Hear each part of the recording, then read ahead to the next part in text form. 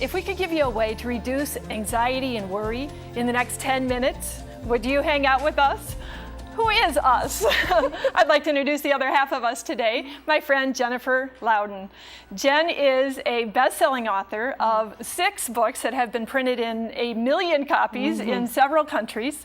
She has written a national magazine column for one of Martha Stewart's magazines. Yep. She has DJ'd a national radio show. That sounds so cool. And she has sat on Oprah's couch, and now she's sitting on my chair, and I could not be more excited. Oh, Molly, thank you so much for having me here to talk about something so important. But, you know, before we talk more about what we're going to talk about, what led you to this work? And I think it's such an important part of the story to share. Well, thank you. Resiliency is in my blood. Once I got to grad school in psychology and started studying it, I loved it. Started working with elite athletes and then with business people and corporates.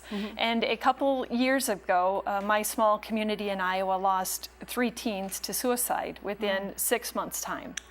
It sent our community reeling, as you can imagine.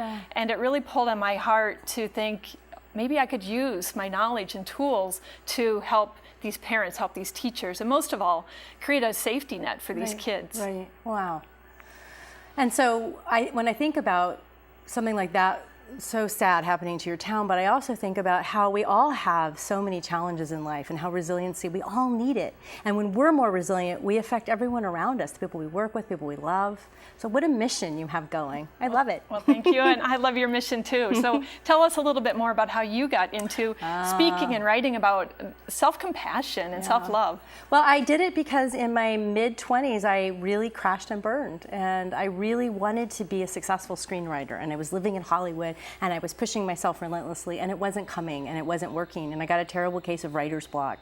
And a lot of other things happened until my life got really, really small. And during this time, the kind of guidance we all get was coming, right? And by guidance, I mean inner guidance. We all have inner wisdom. We just numb it out, we dismiss it, we look to experts to tell us. So I was doing that, and I wasn't listening to this voice that was saying, take some time off, stop writing for a while, stop pushing yourself, go get a job doing something else. And I would say, yeah.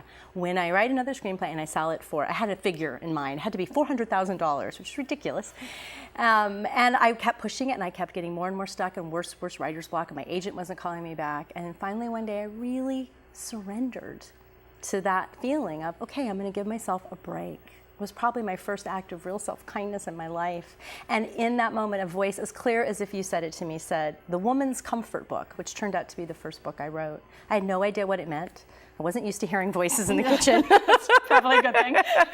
And it began this journey of really learning through research and through talking to other women, what does it mean to be kind to yourself? And then that book became a bestseller by word of mouth in 1992, 21 years ago, and I started to teach and learn more about how do you live self-compassion, how do you live self-kindness, why is it important?